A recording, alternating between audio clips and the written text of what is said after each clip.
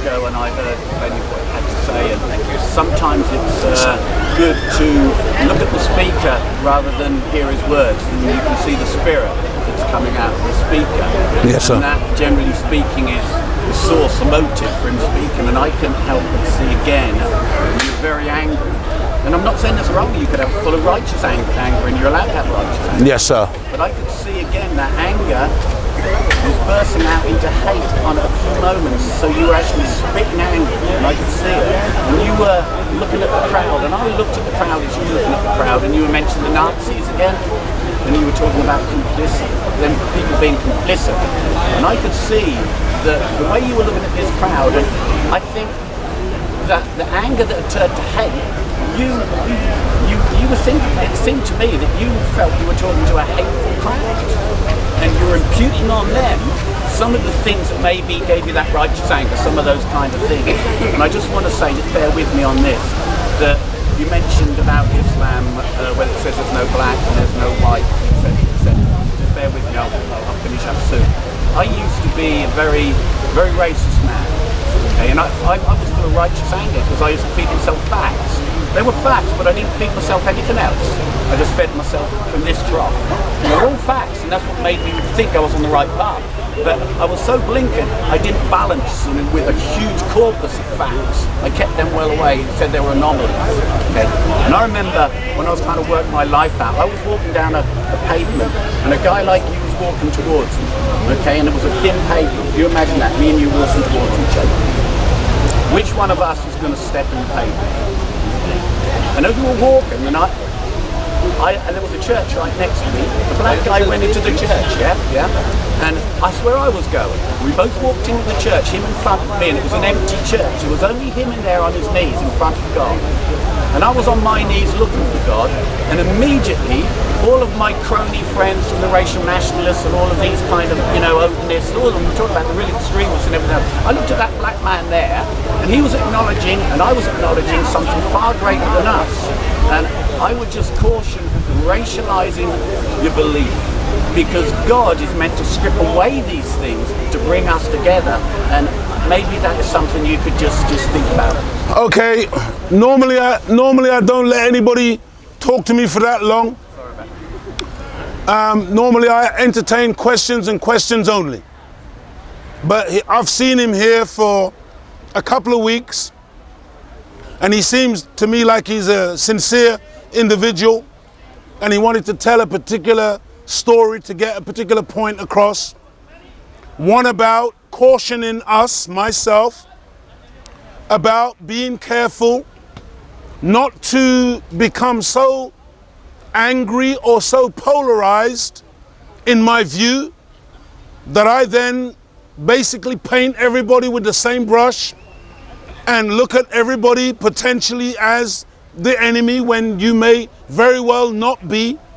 I'm trying to encapsulate what he said, and that he had an experience as a person who formerly was very racialized, but he recognized that in that black person that he met in a church one day, that there was kingship, in that they were looking to the one God. And I appreciate what he had to say and the caution that he offered to myself, because you see, one of the problems that we have in religion is that religion today is mostly dogma. It's got nothing to do with reason.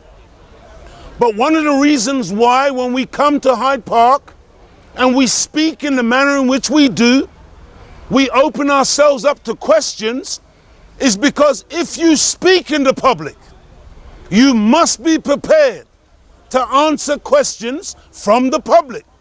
And I don't try to preempt your question, and I'm not looking at you now because, oh, your question sounds hostile or whatever, now I'm going to be angry with you.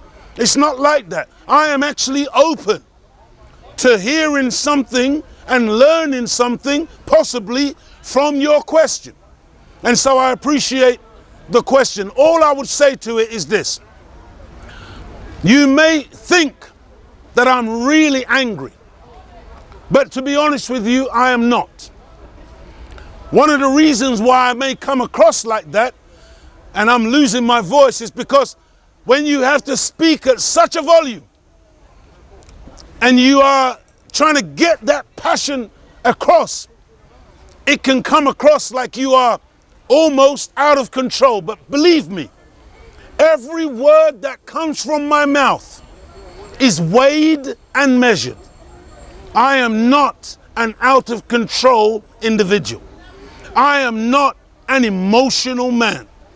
I am speaking pure mathematics to the best of my ability. It is calculated. We were trying to explain to him that it's not anger. It's not like if I met you today outside and you needed help because your car had broken down, I would look at you and say, oh, because you're a white man, I'm not going to help you. No, sir. If you were in genuine need of help and I could help you, I would help you. Got nothing to do with your color. When I'm speaking here, I'm speaking in general terms about a general situation which has happened over many, many years, and we have a history of white people doing evil to black people. That is a fact. But it doesn't mean that the individual white person, I've now got some specific hate for that person. No, sir.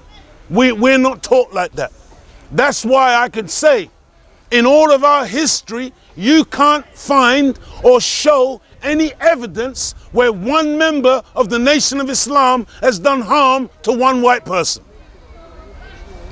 Last week I explained about the lecture I gave in front of a mixed audience, and the white man at the end, in the questions and answer, the white man said, if I was you, I would hate all white people and I would want to do them harm. And my answer to that white man was, well, thank God that black people don't think like you, because he was vengeful. But we as black people are not vengeful. We do not want to make white people our slaves. We do not want to take revenge on you. What we want is for you to stop interfering in our affairs.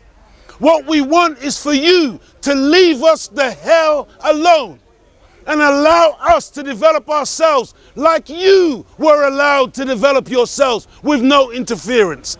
That's what we oppose. We oppose the imposition of white supremacy on black people, where you feel, some of you feel, that you can dictate to us what we can and can't do. That's all. We just want you to get out of Africa, stop exploiting the African countries, pay back the reparations that you owe in terms of the 400 years of exploitation that you have subjected black people to, and leave us alone.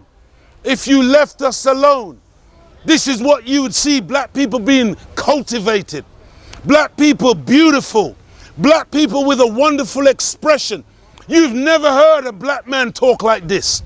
You've never heard this level of articulation and knowledge. But you didn't teach me like this. When I was in your schools, I was ignorant. But when I was allowed to study a black man, it gave me the ability now to be able to, I've lectured in Eton among your elites.